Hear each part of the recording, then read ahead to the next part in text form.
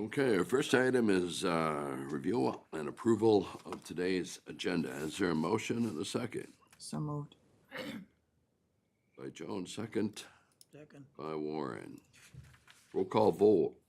Paul? Aye. Aye. Warren? Yes. Mark? Yes. Joan? Aye. Gary, yes. Approves. We have two items on our consent agenda. A motion to approve. So moved. So move. Second Paul. by Paul. Discussion? If not, roll call. Joan? Aye. Mark? Yes. Warren? Yes. Paul? Yes. Gary, yes. Moving on, County Board Member Forum. Joan, we'll start with you. So last week I did MCIT had a webinar in regards to our open meeting laws, which I thought was very timely with It was. our live streaming. Just like one thing that they did stress was, virtually that meeting, your locations need to be posted 3 days before. And, they need to be open to the public, and also then, you have to do the roll call. So those are kind of a couple of the main points that they made. And then I had a DAC meeting that evening.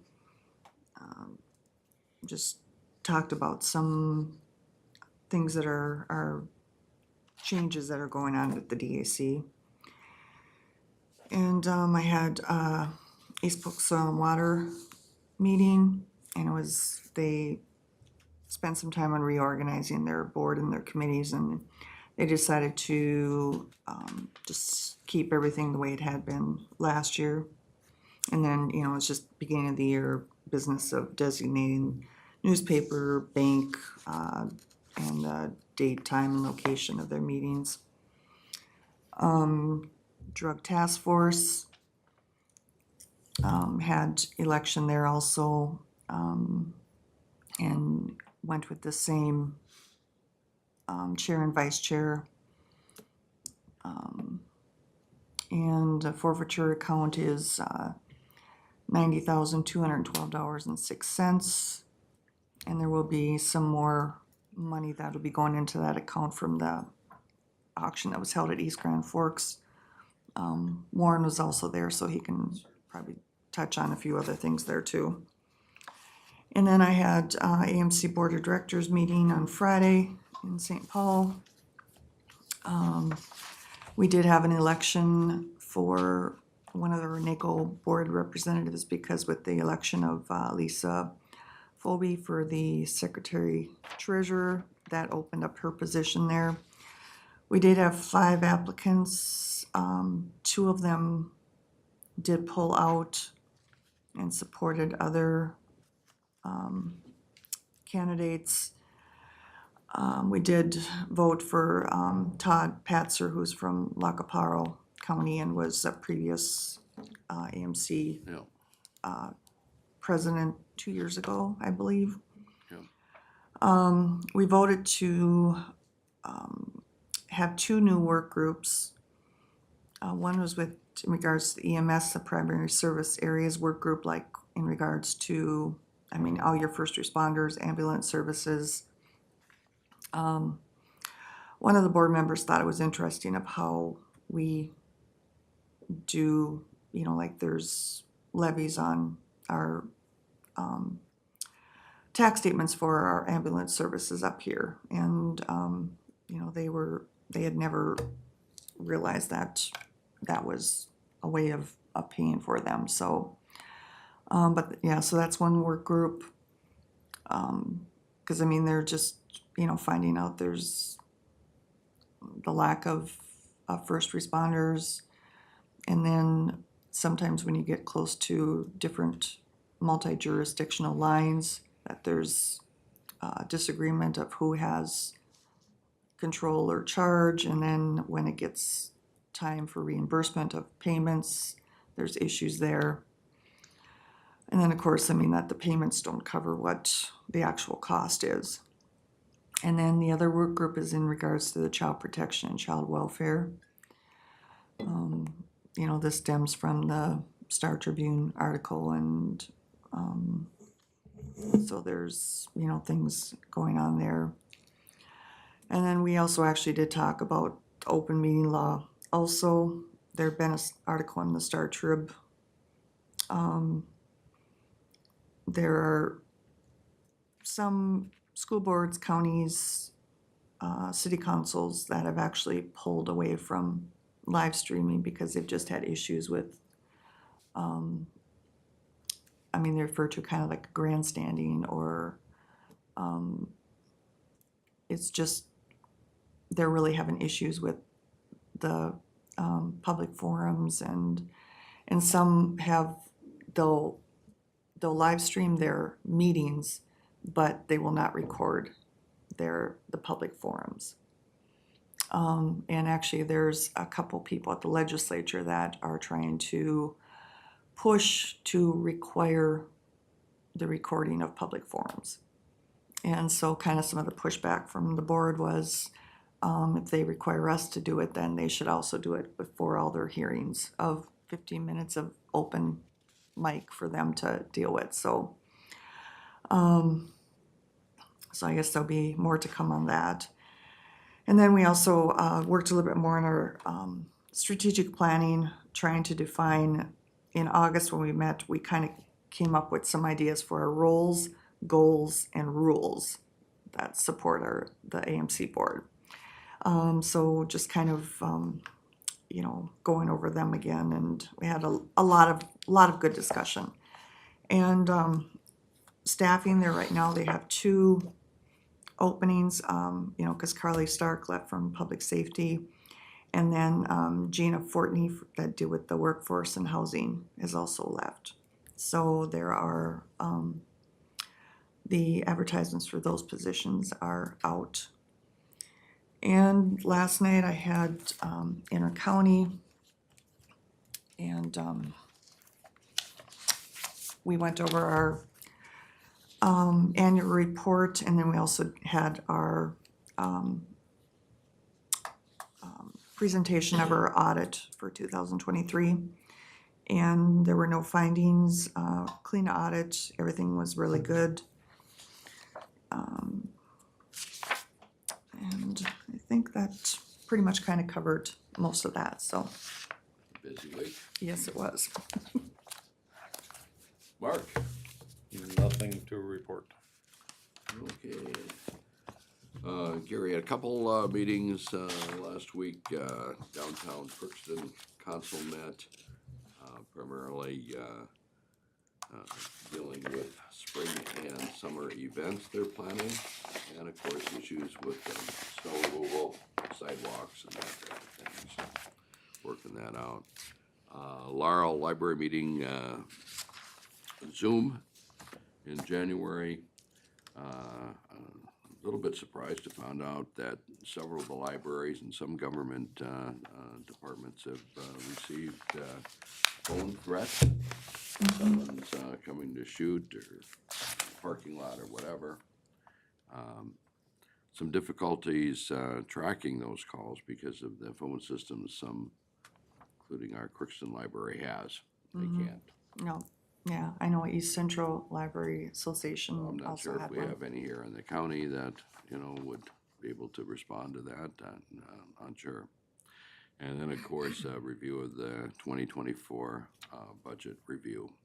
Kind of one thing that I think we need to be cautious for is with the Moorhead Library. We had a report, obviously, they are short of funds, so they're going to have to do some fundraising to make that project possible.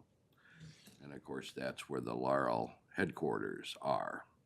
And we still were unsure what that rent is going to be, and if we're going to have to furnish our own tables and chairs and that type of thing. It's not a big organization, but still something that I'm a little leery of what we're going to get going into a new location. You're chair of that organization? I was 2 years ago. I serve on the executive committee. And then also met with the Kiwanis. A couple of questions they had, and it's a good thing I visited with Sam a little bit, and that's about the presidential selection. You do have to, on March 5th, I believe is the date, you do have to select what party you're supporting, and for that vote. And I think absentee voting already has started last Friday, maybe, or Friday before, the 12th.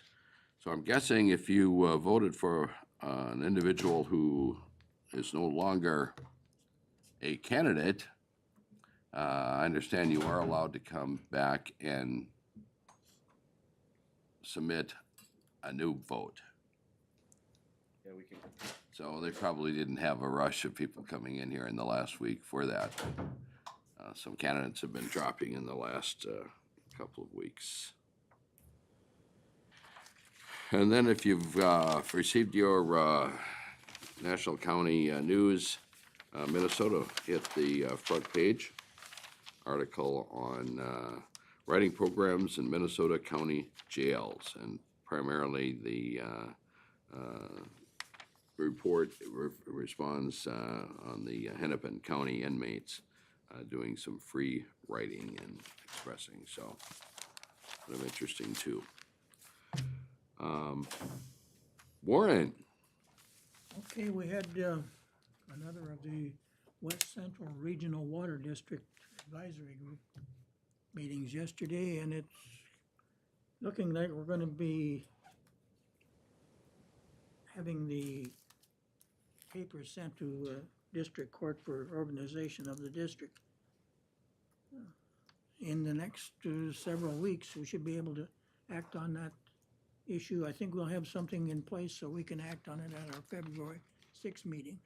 Other counties will have to do the same, but there seems to be some real positive movement there, where sometimes in the past there was some question about, well, things that might have been more controversial by county.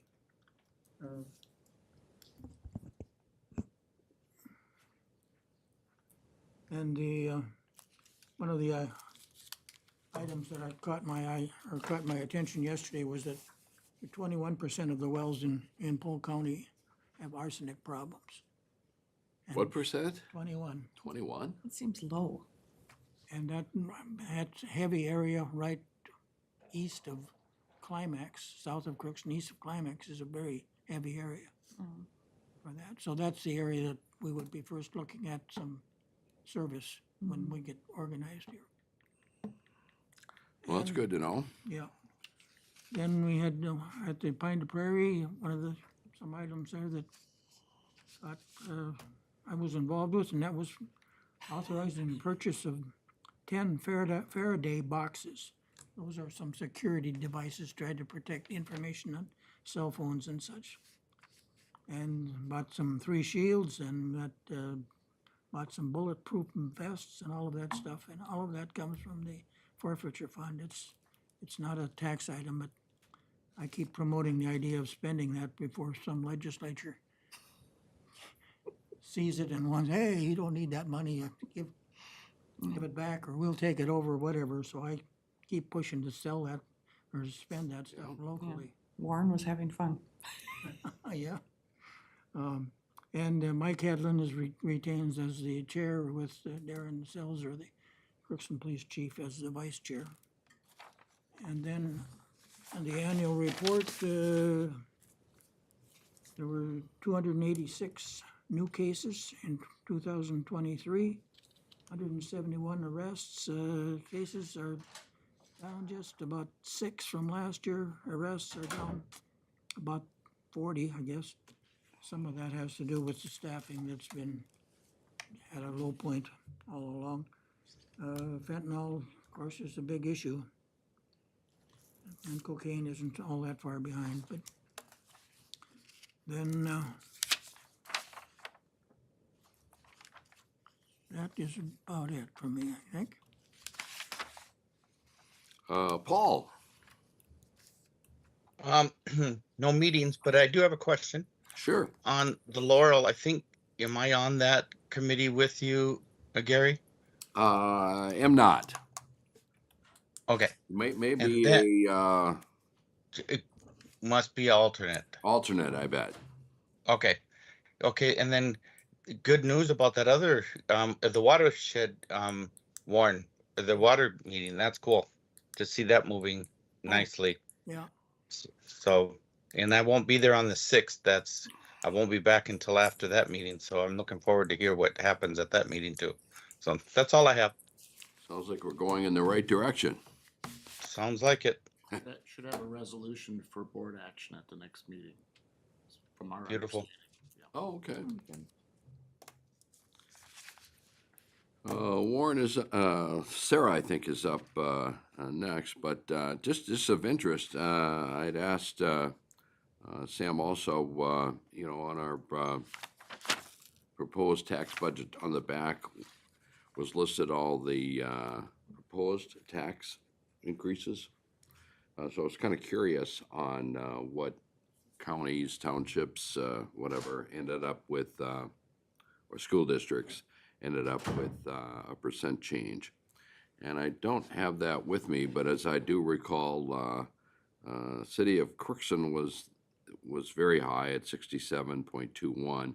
They ended up with 18.9. The city of McIntosh actually had a minus levy, about 5%. That stayed the same. The city of Trail had a very high 66.67 increase. It stayed. But other than that, no one could move up, obviously. But there were a few, including Polk County, that went from a 4 to a 2.5. But if you're interested in looking at information, I certainly could share that. it's on the back of the, But this is what the proposal was. And when it ended up, Sam document with that. Yeah, and to put trails into perspective, Yep. they went from $9,000 levy to $15,000 levy. So it's not Yeah. Not hundreds of thousands, is it? right.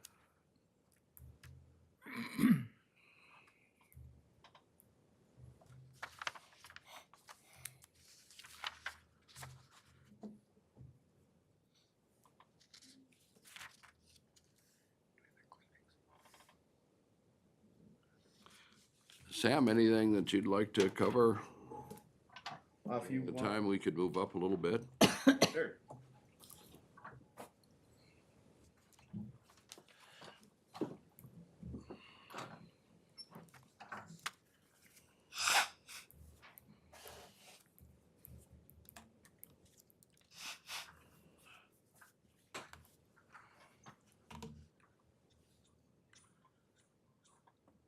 If we can eventually get down to it.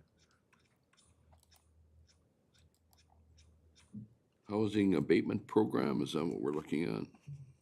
Yeah.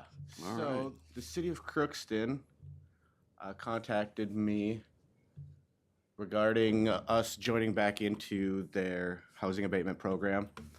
It's a 2-year, they offer 2-year abatements for new construction. They've received participation also from the school, which this board has required in the past that the school also participate with the city. And so now the city has come to us asking us to join in on the 2-year property abatement program.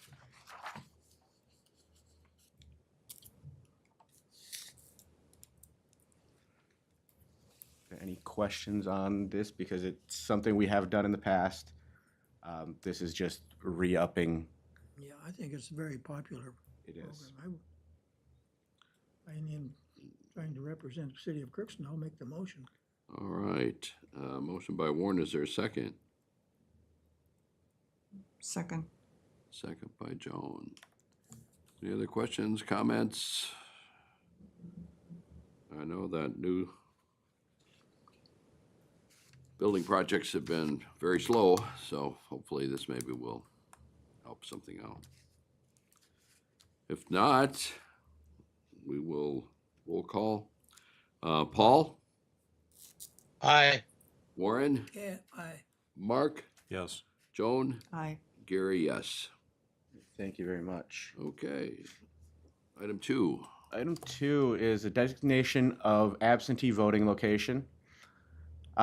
We've reached out to the city of East Grand Forks again to see if they would help us by adding an additional absentee voting location where the folks of the city of East Grand Forks can come in and vote during the elections for 2024. And they have graciously agreed to that. So this is just information only letting you guys know that East Grand Forks will be a voting location, an absentee voting location for the wards of East Grand Forks. Any changes to those locations? No, it's all the same. It's at City Hall in East Grand Forks. Okay. Yep. Okay, no action required. No action required on that one, just information for you. Number 3. So the next one is the 2024 presidential nomination primary, the primary and general election canvassing dates. The dates are kind of constricted by statute. It's within 2 or 3 days for the presidential nomination primary and the primary, and then within 10 days of the general election.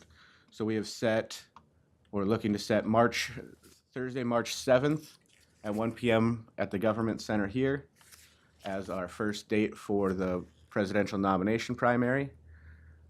Then Thursday, August 15th at 1 p.m. for the primary election, and Thursday, November 14th at 1 p.m. for the general election. It's late, isn't it? November 14? It's usually the first Tuesday of the month. Yep, I believe, let me look. Let's see, where does voting day? Election day is the calendar says 5th. November 5th. Is the election date. Yep. And then so we have 10 days from there to do the canvassing. Oh, okay, all right, And so that gives us a little bit more time to prepare everything for the general, because I okay. have a feeling it'll be a Gives big you about turnout. 9 days, yeah, there you Stand go. corrected. No, Misunderstood. that's okay. Okay, well, no. That's why we discuss it, right? Good to clarify. So who's gonna be on that? That will come after. I mean, it'll be a designee or the mayor of East Grand Forks as the largest city. It'll be the court administrator or their designee. Myself will be on it as the role of the county auditor. And then 2 commissioners who are not on the ballot, and we'll reach out once we get the date set and see who is available and who would like to serve, if there's anyone who would like to serve on the canvassing board. None of us will be on the March 5th ballot. Correct. But the other dates would be a little bit Probably. more. Gotcha. Okay, I think last year Joan and I served in that capacity. Correct, yep. Yes, because the special election was, Yeah. August. it was just who's close and who's available. No, I will have to be on that ballot, will I not? Correct, Paul, you will be on the ballot. Cause like out of those 3, I can only do Well, I one. can't serve there. Yeah, you could serve on the March date. And once we get everything figured out as far as candidates for the primary as well, we'll move forward with that. It'll usually be the commissioners who are not running. Correct. So Right. That's what I'm saying. It'd be fun to do it, but you'll let me know if I can or can't. correct. Yep. Thank you. We'll be in touch. So with Thank that, you. So with that, I'm just looking for a motion to approve these dates. So moved. By Mark, second by Paul, Paul. Any further discussion regarding those dates? If not, we'll roll call. Joan, Aye. Mark, Yes. Warren, Yes, Paul, yes. Gary, yes. Moving on. Thank you very much. So the next item on here is the appointment of election judges. These election judges are used for testing, validating, tabulation, and technical support for the 2024 presidential nomination primary. We've listed here our different staff that's available, and we'll be looking to utilize them as our election judges to help us with all of that testing validating and tabulation. Any action required? Yep, I'm looking for a motion to approve this list of election judges. So moved. Joan, second by Gary. Further discussion? If not, we'll roll call vote. Paul? Yep, yes. Warren? Yes, Mark? Yes. Joan? Aye. Gary? Aye. Thank you very much. The last item that I have for you is establishing the absentee mail ballot and Uokava ballot boards. This will be staff that will go through and process the absentee ballots that have come in and get them prepared so that they'll be counted when we can start counting. And those don't start counting until election day? I believe right now, I think it is 7 days before we can start doing absentee. Oh, yeah. There's been some legislative changes on the dates, and I'd have to review to see when they actually kicked in again. We'll follow the rules. Yes, we will. I'm looking at those names. Are they citizens or county employees? Or- They're county employees, and then also the city of East Grand Forks with Megan Nelson and Reed Hootenin over there. They can process then or prepare the ballots over in East Grand Forks that they receive at that absentee location. Okay. You need a motion on that? I do need a motion. I'll move. Warren, Second. second by Mark. We'll roll call vote. Joan? Aye. Mark? Yes. Warren? Yes, Paul? Yes. Gary, yes. And that should be everything that I have, so I appreciate your time this morning. Quick question for you, Sam. Yes. On the townships that do the, November election or March election? nope, the main election, the November election, Okay. has there been a change of the mail out, mail back townships that are in that envelope?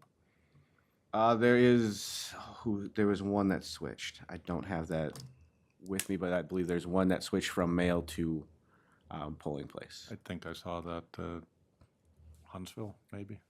Yeah, it was because it was tight to the deadline that we had to work with the Secretary of State to make sure we could get it approved in time, because they actually did miss a deadline but it was only a day or so, and the Secretary of State was willing to work with us, and I did have to push, because why would we want to punish the constituents who want to vote in person because a day was missed?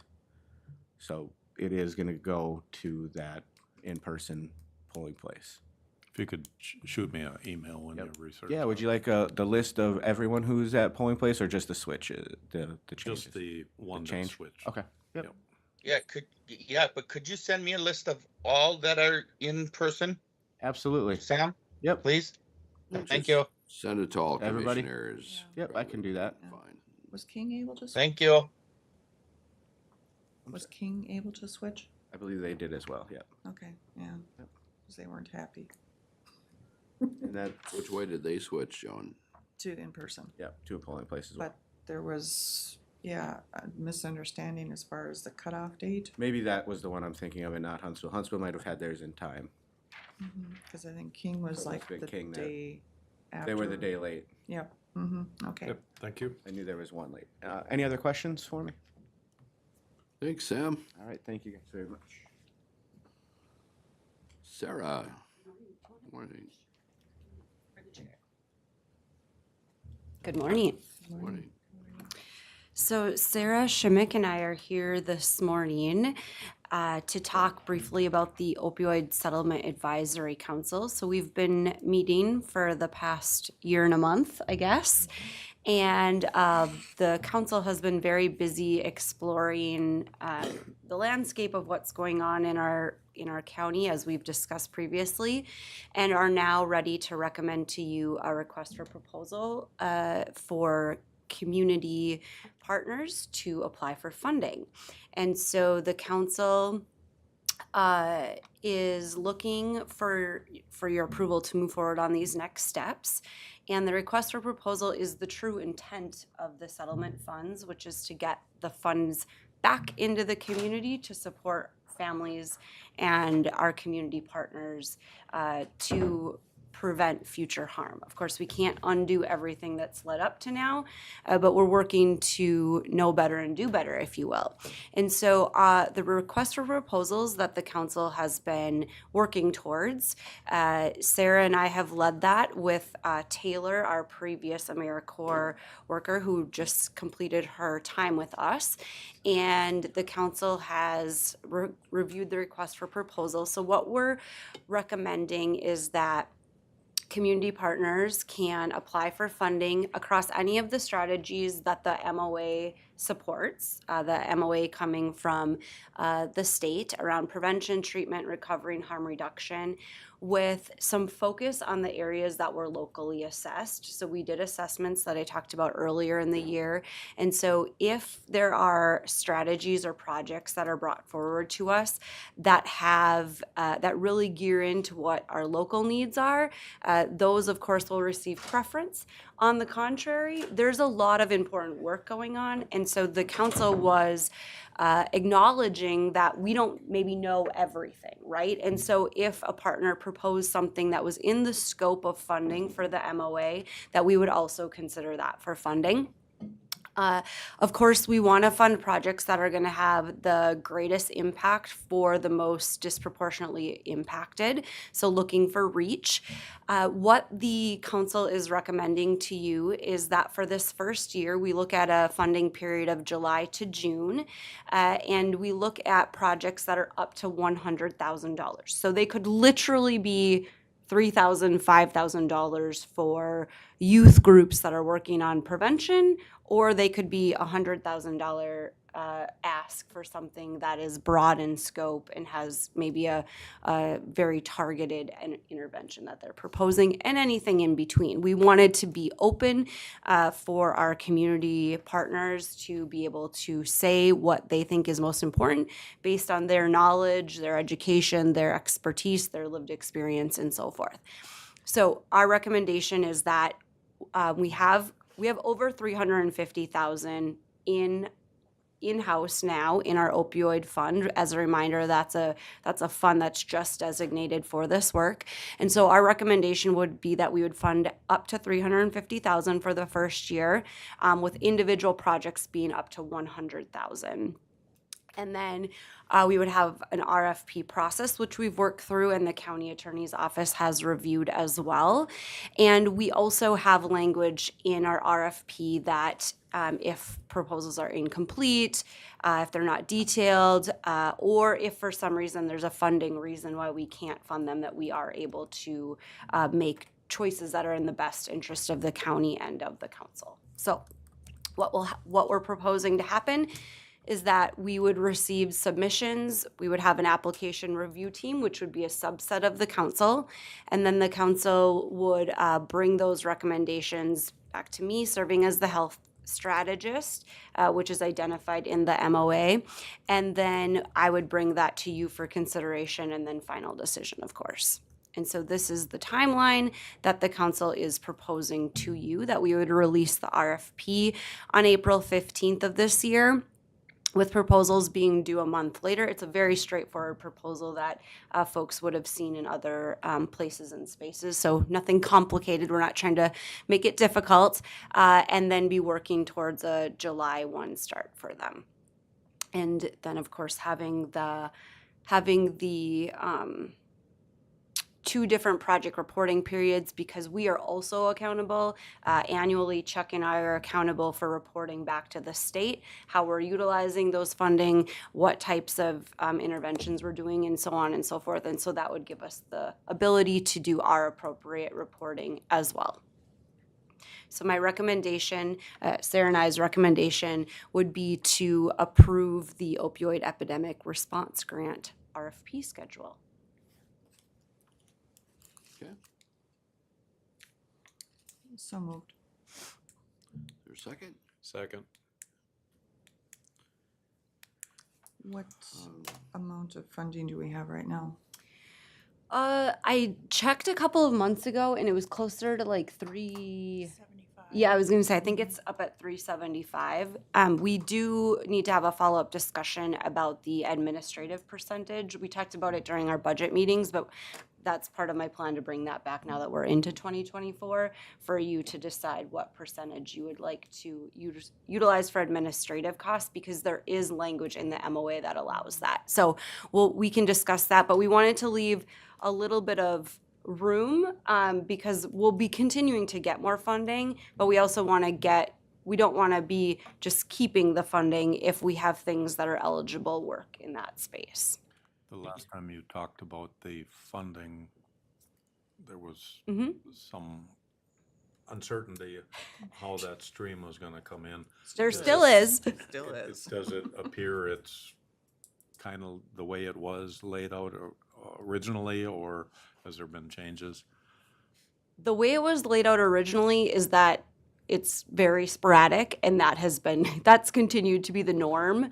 It literally just comes when it comes, and then we get notified, and that is how it's coming in, which is why Sarah and I have been really mindful to say, we can't make a plan to be giving out funding that we don't have. Like, that's not appropriate. And so we've been doing this planning, and we saw chunks of money come in, and then now it's been quiet.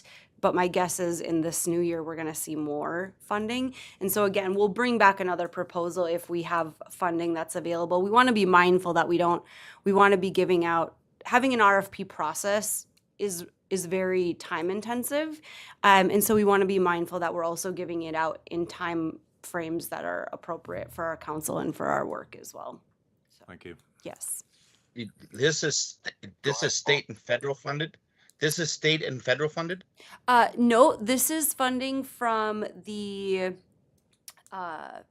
settlements with the Oh. opioid companies. Okay, I get it. Okay, sounds good.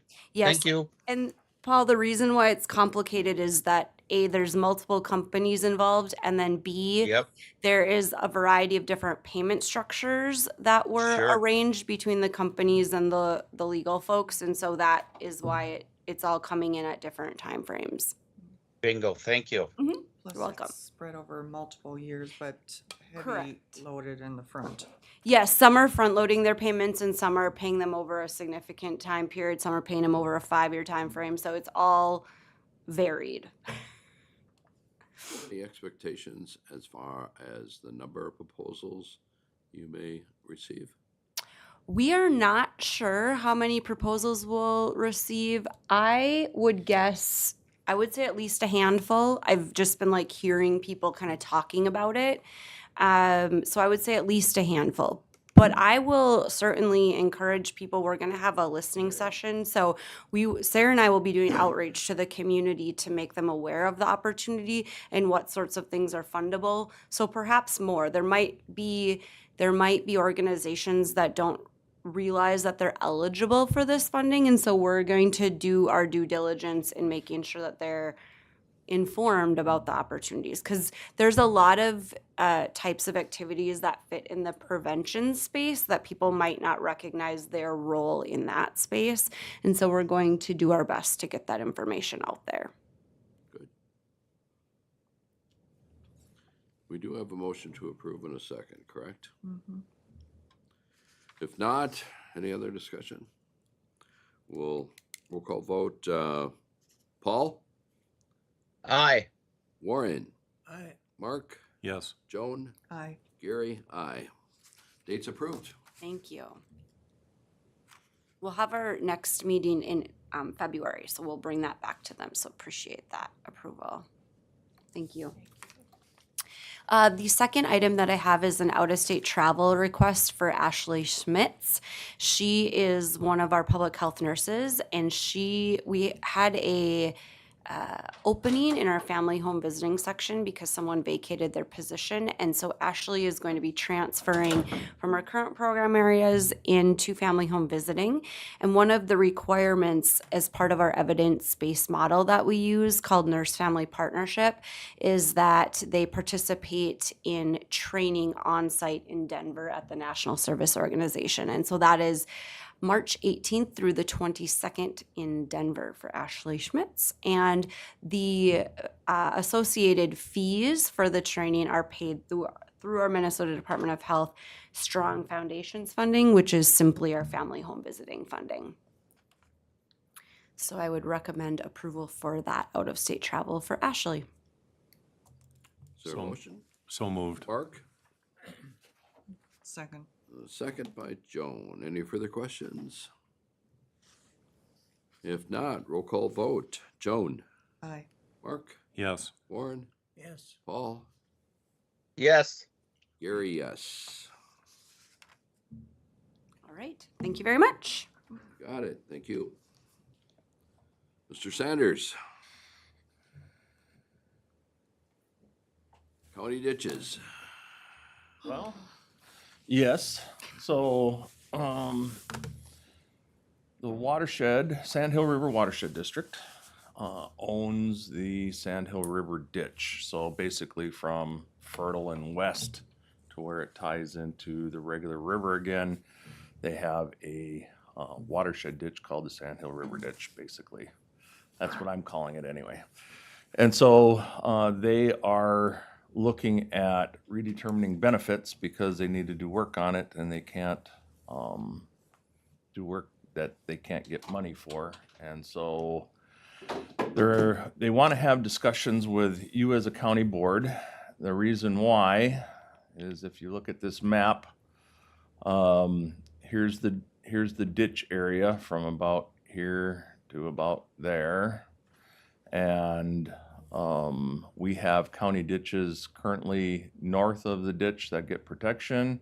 And then we have ditches such as Polk County Ditch, looks like 65, and then 55 and 16 and 83 and 48 out by Foston that actually drain into the river, which then drains through their ditch.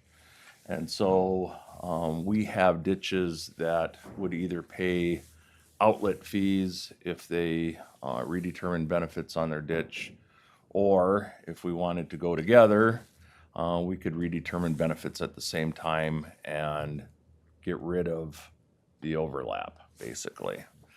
And so that's what they want to discuss. The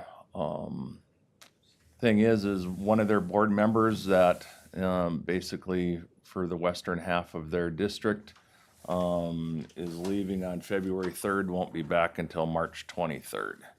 So the question is do you have enough time between today's date and February 3rd that you could meet with them? Or do you want to just try scheduling something after March 23rd?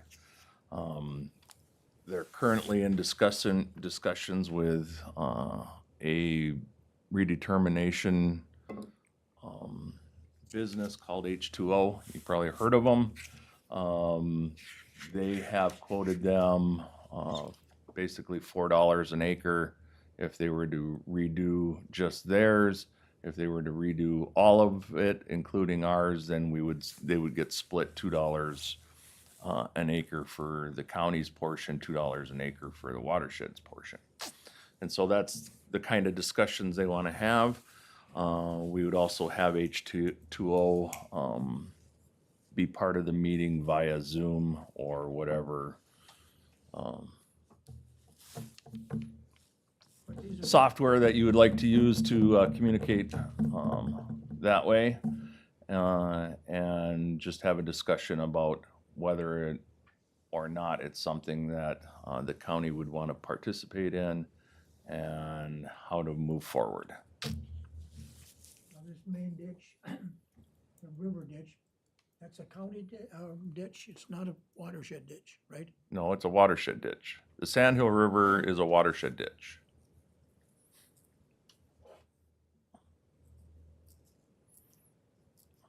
But we have ditches that flow into it. either directly into the ditch or through the ditch via this Sand Hill River reach. So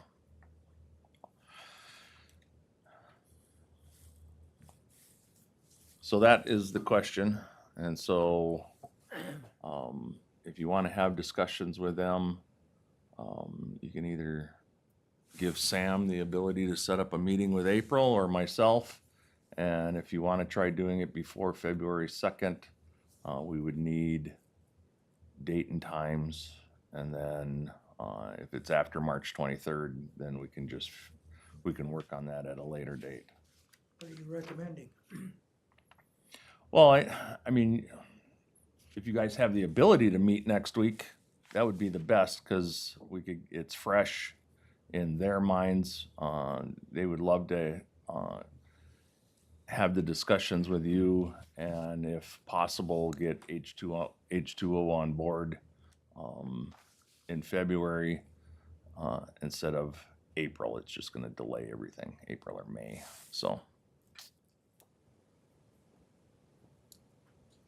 Rich, do you believe that this is a good deal?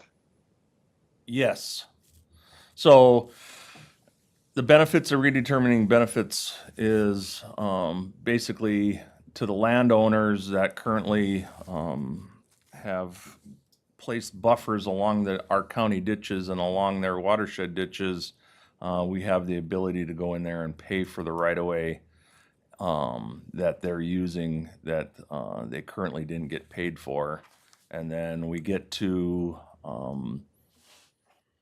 bring the benefits up to 2024 dollars versus most of ours were probably early 1900s dollars. And so it just allows the county more flexibility in case we have to do a project on one of those ditches as well. To be able to raise the funds to do the work. From the rumblings, not the rumblings, but from what I've been hearing community-wide, a lot of the folks that are affected by this are really not opposed to this at all. They're kind of hoping that this kind of thing pulls through. So that's just what I'm hearing. So it's nice to hear that you feel the same way. And so I think this is a good thing. We should do what we can do to visit with them to get this moving forward if possible. Yeah, if you look at if I had a map of just the Sandhill River ditch's benefited area, it's really small. So in order for them to do a project on that stretch of ditch and fix it, it would cost the farmers in that small area a lot of money.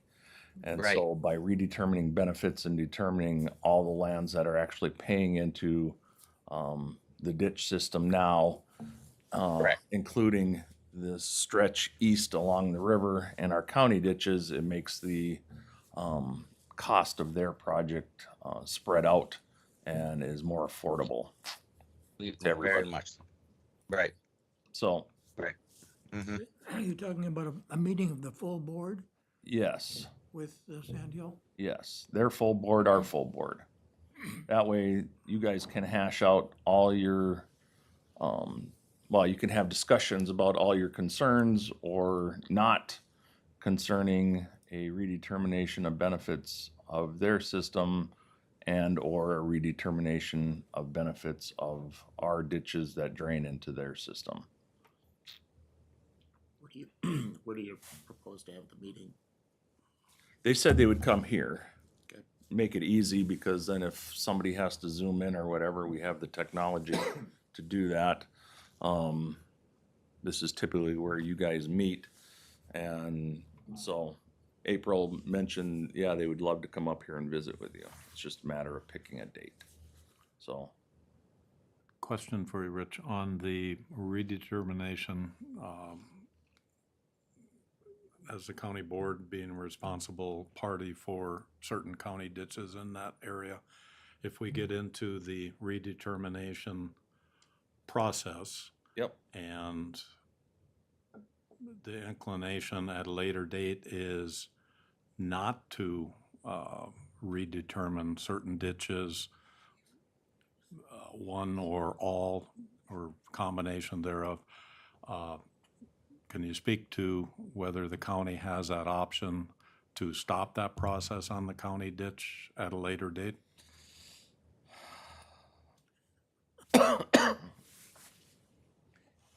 Yes, you always have the chance of stopping, but you're gonna pay for whatever has been done up to that point. So, and if you don't redetermine benefits, you're still, that ditch is still gonna get stuck with an outlet fee into the Sandhill River's ditch system. So, I don't see a whole lot of benefits of not redetermining benefits. You know, so, but yes, and I think H2O would be able to tell you more of what their process is, timeline is, how that would all be affected when you have this meeting. I'm not the redetermination of benefits expert. We've gone through two.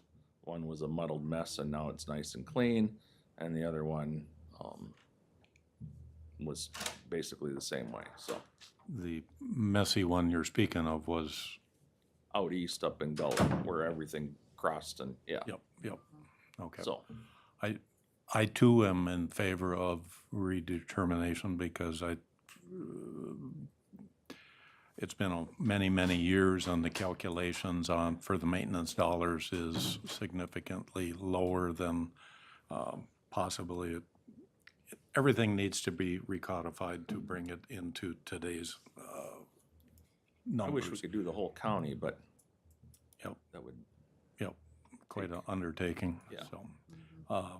we only have 2,100 square miles, so, you know, $4 an acre or $2 an acre, that's nothing. And 700 and some odd miles of county ditches. Yeah, so, well, we've done some, so we can take those off the list. But anyway, Chuck? Well, what I would suggest, since Commissioner Reese is still gonna be gone through the next 2 weeks, we may as well have it on the 6th if the members of the Sand Hill it has Board to be before the 3rd. has to be before the 3rd. Yeah, So it's gonna be, I'll make, it's gonna have to be next Why week. does it have to be before the 3rd? Because I can make it work.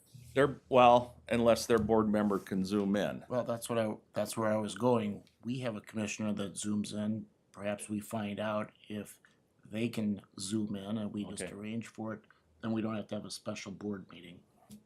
Okay, Right. okay. Well, Yep. I will talk to April about that and then get back to Mr. Whiting on, We would just put it on the agenda as another item. They come in. we can do it and, towards the end of the 6th's board meeting. Sounds reasonable. Is it possible for more than 3 commissioners or 2 commissioners to be involved in that meeting? I think you're talking about the whole board. Yes. So it would be the 4 of you and Mr. Reese via Zoom, and it would be however many of them and Mr. Andringa via Zoom if he can, on the meeting here February at one of your regular board meetings. Right. And we'll just put it the last thing on the agenda. That way it gives you time to have discussions and not worry about Mr. Tadman and Mr. Widseth itching to get on the speaker. So correct me if I'm wrong, this is happening on the February sixth February meeting. 6th meeting. February 6th. Gotcha, all right, thank you. Well, that's where we're gonna shoot for. Yep, thank you. That will be our goal. Okay? I will take that and run with it then. Much. Thank you.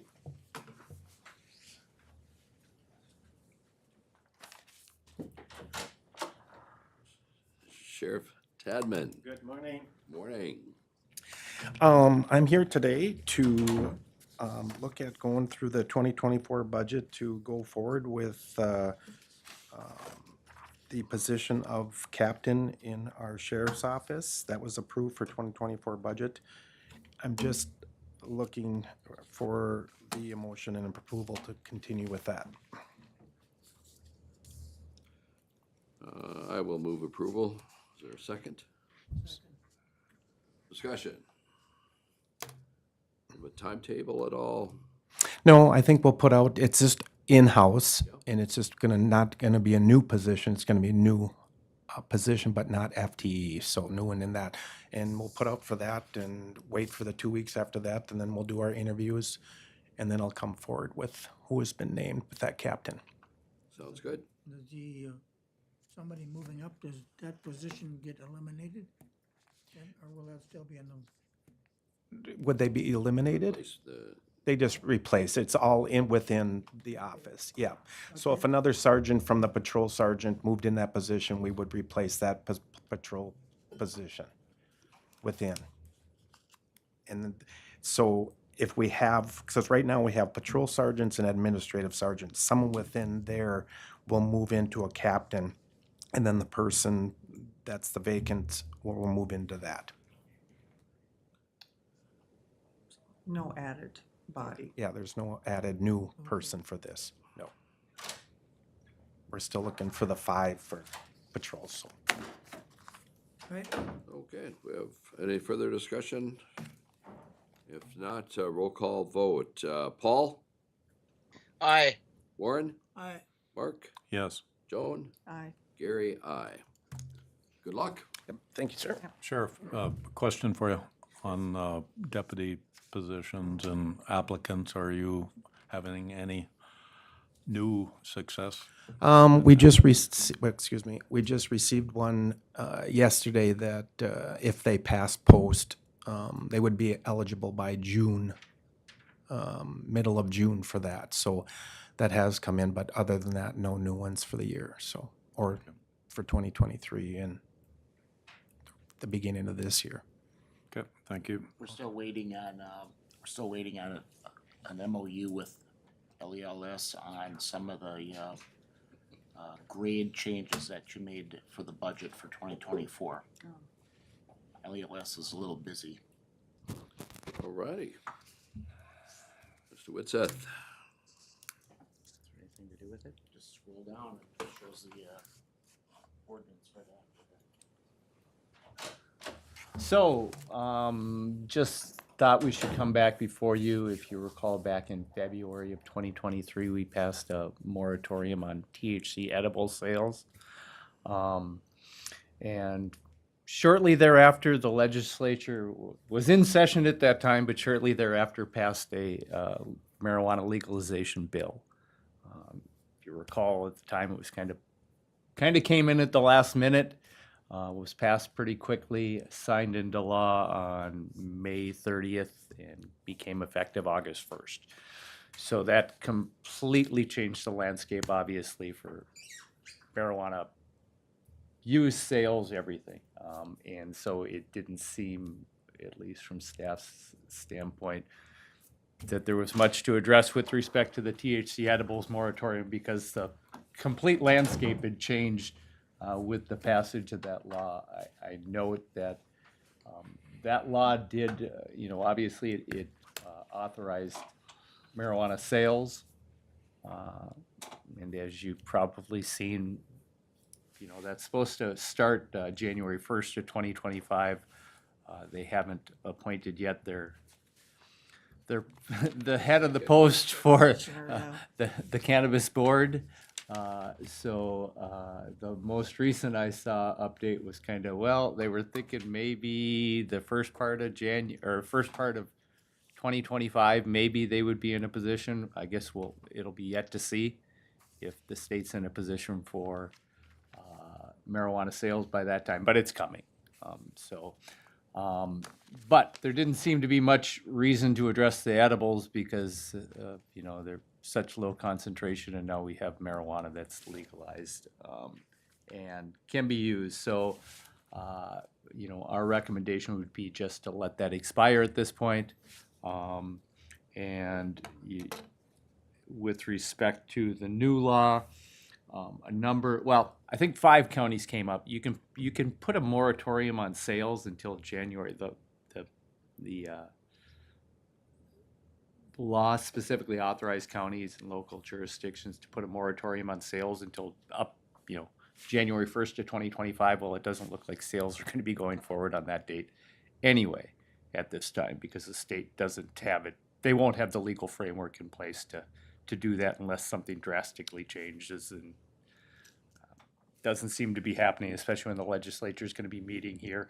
The other question is, after the law got passed, there were a lot of things that came up that people questioned. So I anticipate that the legislature will may be addressing some of those issues, maybe not. But there could be further changes coming with the legislature going into session. So I guess, our recommendation was just to let that original moratorium subside. Staff can still work on reviewing issues that would exist. The county has the ability to pass a public use prohibition.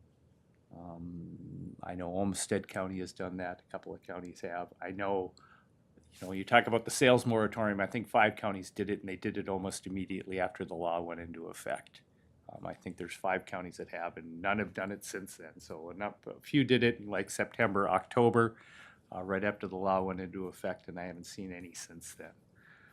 So I think everyone's trying to figure out what the legal landscape is, and the state isn't giving us a lot of direction on where it's going yet either. So, but I guess the question is if the county board would like us to pursue a public use ordinance, we can sure look at developing one and bringing one back before you. We can continue to look at time, place, and manner regulations similar to you have on liquor sales. But I don't know that either of those require a sales moratorium at this time. I don't think we can continue to work on those things. There is a limit on the number of sale licenses that you can pass. The law is very obscure on how that applies. You can limit it to 1 per 12,500. The law doesn't really point out how that affects counties vis-a-vis cities of the first class and cities that might have their own licensing, right? And how you go about interacting those two. There's not a good sense under the law. I've been part of a marijuana group with the County Attorneys Association. A good sense in the law of how that applies between cities and counties.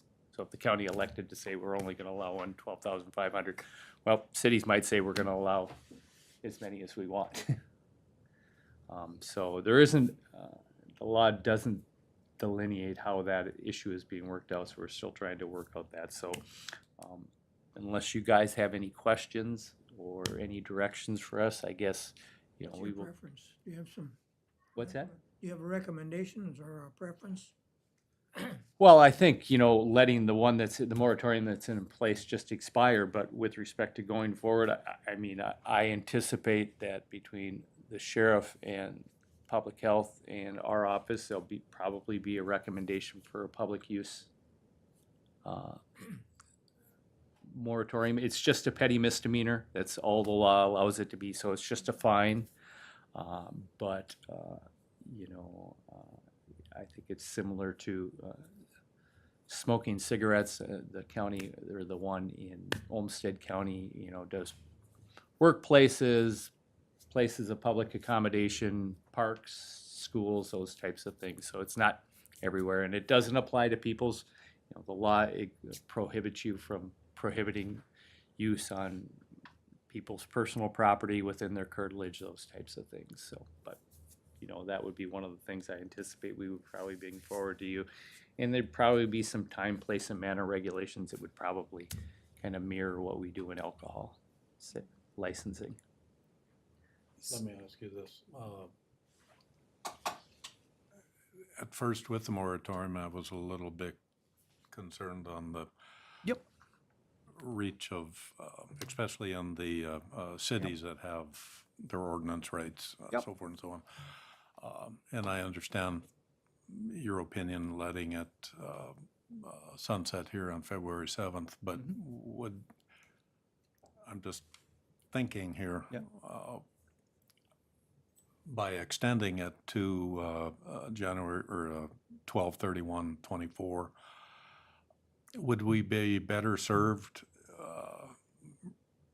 by just doing a extension until the state law fully kicks in case there's changes at the state level to extend that date going forward because of who knows whatever? And particularly where I'm going with this is the mail order business that I'm hearing out there. Currently, we have an ordinance in place that's supposed to kind of control the mail order Yeah, I delivery don't- system. But by sunsetting this ordinance, to me, it kind of opens up and kind of leaves us naked, if you will, with nothing. In the event somebody pushes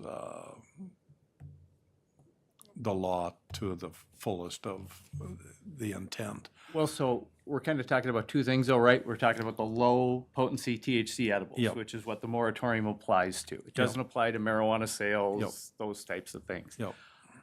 And I really see, I mean, from my own standpoint, while I have concerns with those are really not a great concern when you can have low THC when people can just grow their own marijuana and use it. Yep. Right? And prohibiting other sales would be an entirely separate ordinance, Okay. right? Other than though, if you were looking at the other types of sales, we would have to do a separate ordinance. And we can sure do that if that's the direction the board gives us. We can bring one back before you, but those sales of the other types of THC products, and there's a lot of different definitions in the statute, but those would have to fall under a different ordinance. They wouldn't apply under the one that we have. Okay. That answer your question, Mark? Yes and no. I'm just concerned with nothing. Yep. It leaves us It- open. And I don't know that our ordinance, it prohibits sales within the county. It doesn't prohibit, I don't know that we can prohibit a sale of a mail order from California. I think that's a different issue. But if that gummy is over that limit currently, Correct. then we could, correct? Well, if the gummy was over that limit, it wouldn't be legal under the law that exists right now. State law. The state law. The state law, correct.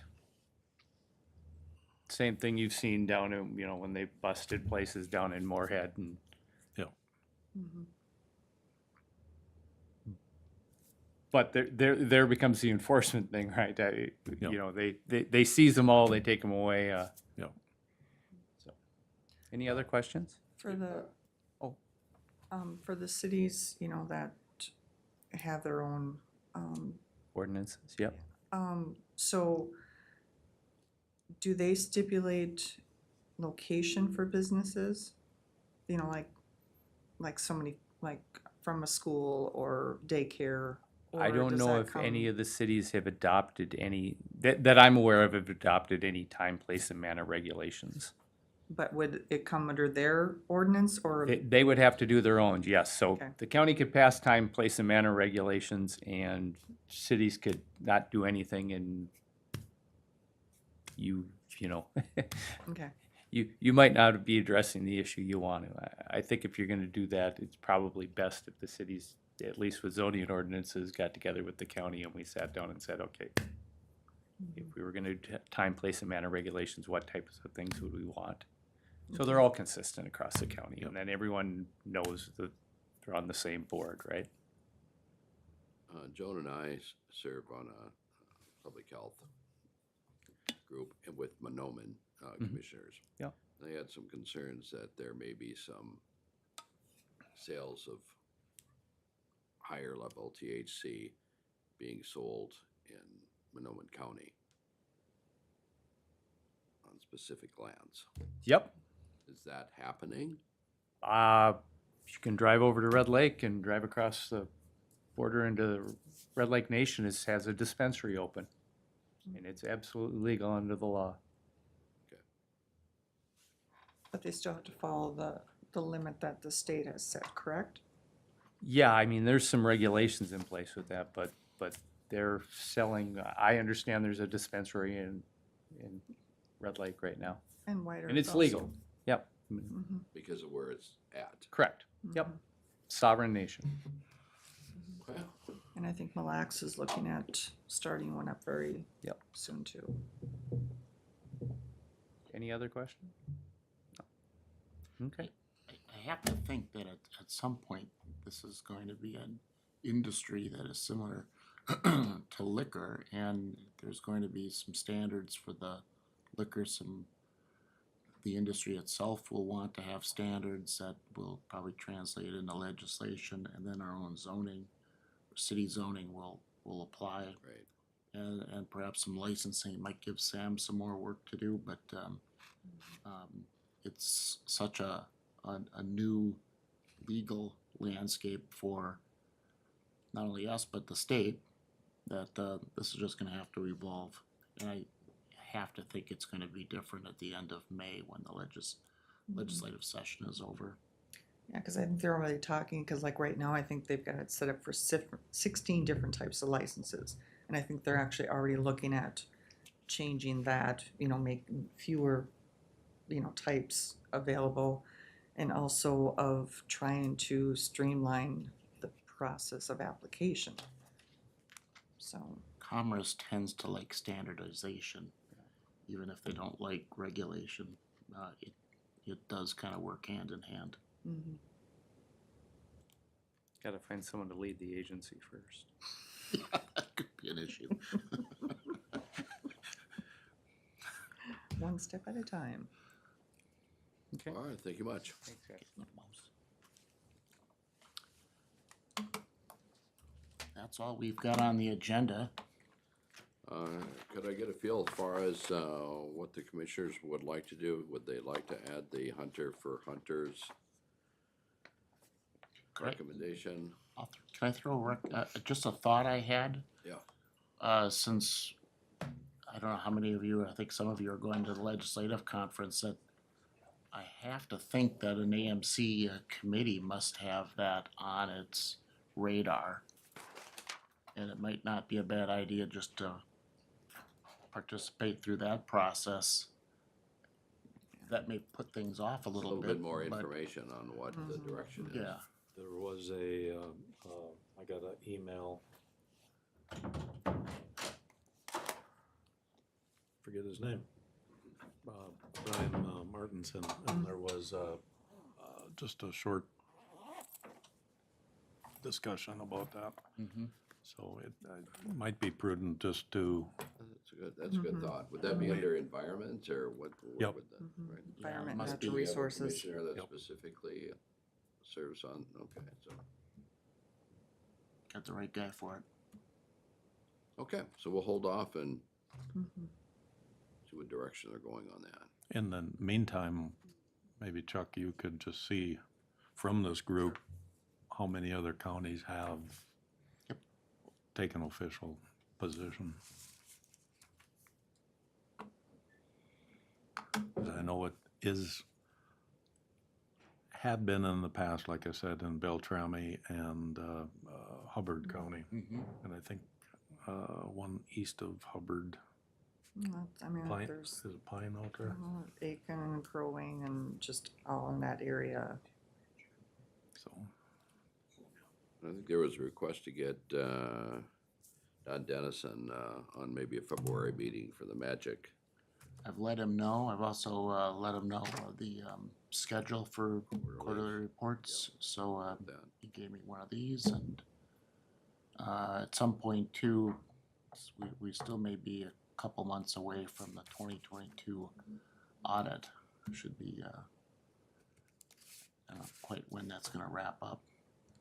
I was also considering an invitation out to Warren, you know her name, the food shelf over in Kovar, is it?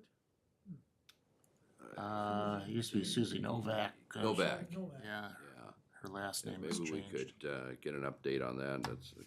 We've supported that a couple of years ago with about $50,000, I think, to get that going, and have toured it, but been 12 months, 18 months since. So she could give us just a little short, maybe. Yeah, I can follow up on that. I have to check what we did with them. CARES or ARPA money. No, I think that was before CARES, but, Yeah, it's just at one funds. point, got we out had, of our regular budget and, we had drafted up a state bonding request. yeah, But then they dropped it because they moved. yes. The building didn't need it. So it'd be interesting to know how they're doing and, You want me to give her a call and, well, coordinate with Chuck to, Yeah, I can do that. okay. and let her know Chuck will call her and she'd be willing to. Yeah, she's very articulate, should I say. She will, Well, she likes to she'll give you a get good information rundown. out. Yeah. I think once we got the live streaming going, that it worked pretty well. We may have been experiencing the lag time between where we are at and when it actually starts to stream, but it did seem to go through the whole meeting, so It did work. it's working Oh. right now. Paul, are you still there? I am still here listening. Anything on your end that you saw or experienced? Nope, it worked good. Okay. I just have to put on my side, I had to pull up the agenda and that all in a different screen and then go back and forth to follow along, which is fine. No problem. It works good. Okay. I'm okay with it. Can you guys see me at all or just hear me? Just hear you. Okay. Well, we can see All right. you when you have the screen up. Do you want? Can you flip to it, or do I need to do that? You weren't that pretty, Paul. I know. That's him There he is. That's him right there. So All right. Sounds good. This worked good. Thanks. Yeah, well, So- thank you for making arrangements. Yep. Appreciate it. 6th is the next time. Correct. I'll be in Charleston on that meeting, so I'll check in with you then. All right. On the other side of the country. We will plan accordingly. All right. Sounds good. Thanks, guys. We Are we adjourned then? We're